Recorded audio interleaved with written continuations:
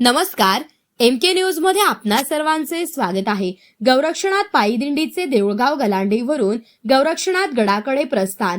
नगर शिवसिद्ध चैतन्य गौरक्षणाथाच्या आशीर्वादाने सालाबाद प्रमाणे याही वर्षी गुरुवर्य भवनतात्या काटकर यांच्या मार्गदर्शनाखाली महाशिवरात्री निमित्त सिद्ध गौरक्षणाथ मंदिर देऊळगाव गलांडे तालुका श्रीगोंदा ते श्री क्षेत्र गौरक्षणाथगड मांजरसुंभा डोंगरगण तालुका नगर पायी दिंडीचे आज देऊळगाव गलांडेवरून प्रस्थान झाले। दिंडीत गुरुवर्य भवनतात्या काटकर यांच्यासह सुमारे 350च्या वर नाथभक्त सहभागी झाले आहेत।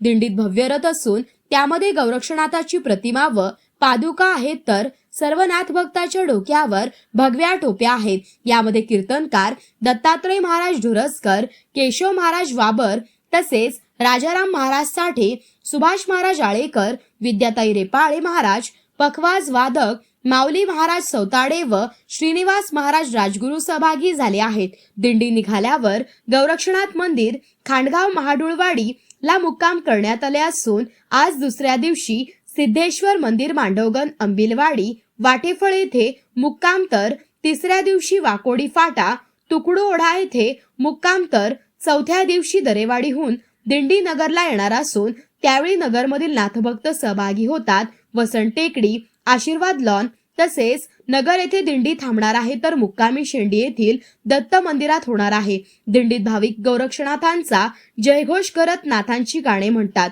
महाशिवरात्रीला दिनांक 15 फेब्रुवारीला पिंपळगाव माळवी मार्गे पायी दिंडी गौरक्षणाथ गडावर जाणार आहे।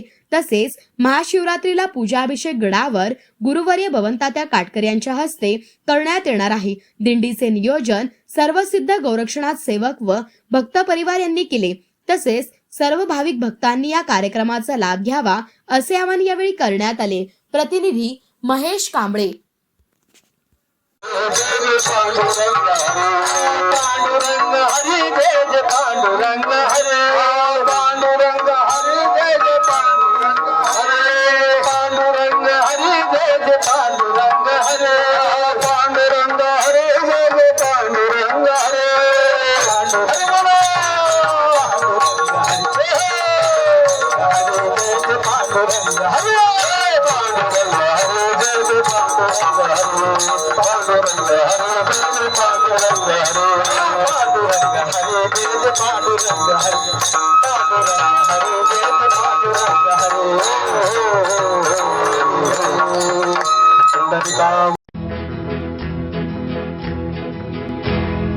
मौज मजा मस्ती मध्ये रमते मन, निसर्गात नंदनवन साई बन।